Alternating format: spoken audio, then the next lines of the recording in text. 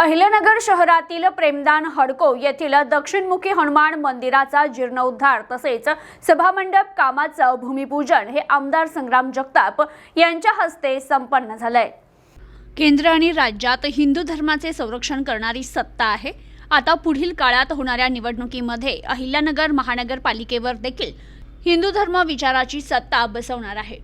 शहर विकासाच्या योजनांबरोबरच आध्यात्मिकतेचा वारसा खंडित पुढे घेऊन जाण्याचं काम आपल्या सर्वांना करावं लागणार आहे। मंदिर उभं राहत असताना लोकवर्गणीची खरी गरज असून धार्मिकतेबाबत आत्मीयता निर्माण होत असते। दक्षिणमुखी हनुमान मंदिर हे प्रेमदान हडको येथील नागरिकांचं श्रद्धास्थान आहे। त्यामुळे या ठिकाणी धार्मिकतेचं वातावरण निर्माण झाल्यामुळे सुसंस्कृत पिढी निर्माण होईल। अयोध्या येथे श्री प्रभू राम मंदिराच्या उभारणीत प्रत्येक नागरिकांनी भाग घेतला। तसेच प्रेमदान हडको येथील नागरिकांनी देखील पुढाकार घेत दक्षिणमुखी हनुमान मंदिर उभारणीचं काम हाती घेतलंय। चुकीच्या गोष्टी सहन करणार नसून जिधर आएगा अली उधर आएगा बजरंग बली अशी घोषणा आमदार संग्राम जगताप यांनी दिली आहे।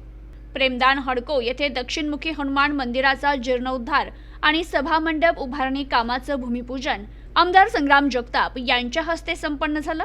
यावेळी राष्ट्रवादी काँग्रेस पक्षाचे शहर जिल्हाध्यक्ष संपत बारसकर, माजी नगरसेवक सतीश शिंदे, करण कराळे, अंजली आव्हाड, विलास शिंदे, मयूर कुलथे, सागर मुर्तडकर, सचिन जगताप, शिवजीत डोके, आप्पा खताडे, किशन गायकवाड, मयूर बांगरे, अमित खामकर, प्रसाद डोके, शुभम भगत, सागर शहाणे, सचिन तुपे, राज मुंडलिक, राहुल राऊत, अभिजित शिंदे, संतोष शिंदे, प्रसाद कुलकर्णी, मंगेश खिळे, संदीप थोरात, प्रथमेश ढेरे, हर्षल यांच्यासह अनेकांची उपस्थिती होती।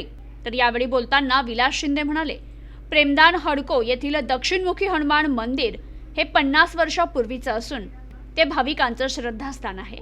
या मंदिराचा जीर्णोद्धार आणि सभा मंडपाचं काम लोकवर्गणीतून होणार असून त्या कामाचं भूमिपूजन आमदार संग्राम जगताप यांच्या हस्ते संपन्न झालं।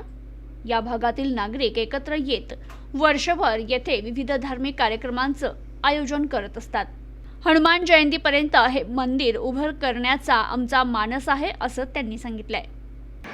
आणि म्हणून अनेक लोक आपल्यापर्यंत आले, मंदिर समितीचे लोक आले, त्यांनी पावत्या केल्या। आपल्या भारत देशामध्ये असणारा प्रत्येक हिंदू त्यांनी प्रयत्न केला, त्याच्यावरही प्रयत्न केला। आम्ही पाहिलं काही आमचा चर्मकार समाज बांधव रस्त्यावरती तो बूट पॉलिश करतो, त्याने सुद्धा 10 रुपये 11 रुपये दिले। आमचे काही हिंदू बांधव जे फळं विकतात, कष्ट करतात, आम्हाने करतात, त्यांनी कुणी 101 रुपये दिले, कुणी 200 रुपये दिले। म्हणजे असं प्रत्येक भारतवासियाचे योगदान त्या मंदिराच्या जीर्णोद्धारामध्ये हातभार लागलेला आहे। आणि म्हणून ते आज मंदिर जे उभं राहिले ते राम मंदिर हे आपल्या संपूर्ण भारत देशात झाले। म्हणून आज जे केल्या मंडळींनी सांगितलं की आपल्याला हे मंदिर कशात उभं करायचं, लोकवर्गणी। तुम्ही काय फार प्रत्येकाला काय ते काय मानणार नाही, तुम्ही एवढंच द्या, पण प्रत्येकाच्या कुटुंबातून जर काही ना काही फुल ना फुलाची पाकळी ही आलीच पाहिजे याची खबरदारी देखील तुम्ही घ्या।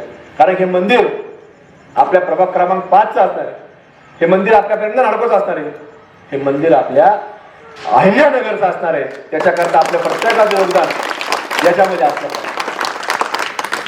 तुम्ही सांगा एवढे झाले, आता आमचे घर संपले, पुढचे पैसे आम्ही सगळे तुम्हाला सांगतो मंदिर पूर्ण करून देऊ, त्याची काळजी करू, तर मंदिर पूर्ण करायचं।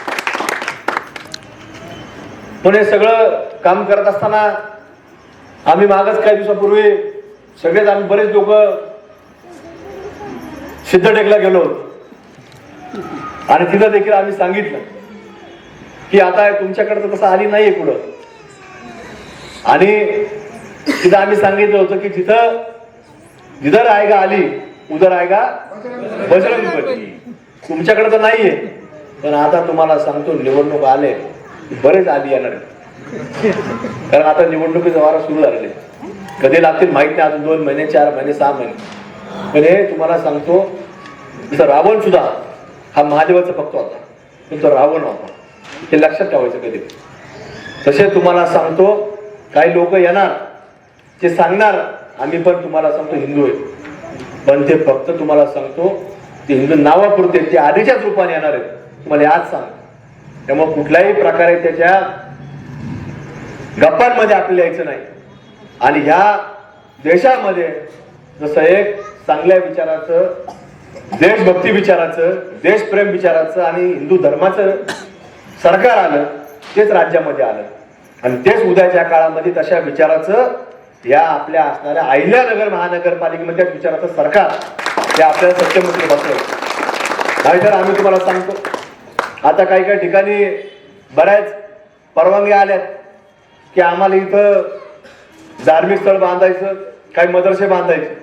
त्या सगळ्या परवानग्या काही आपल्यासारख्या लोकांनी, आपल्या विचाराने, हिंदू विचाराच्या लोकांनी थांबून ठेवलं, कारण तसं करता येत नाही. म्हणून तुम्हाला सांगतो, जर असे चुकीचे माणसं जर तुम्हाला सांगतो अशा प्रकारे जर आले, त्या सत्तेमध्ये जर आले, तर हे सगळे महानगरपालिकेच्या माध्यमातून त्याला परवानग्या देतील.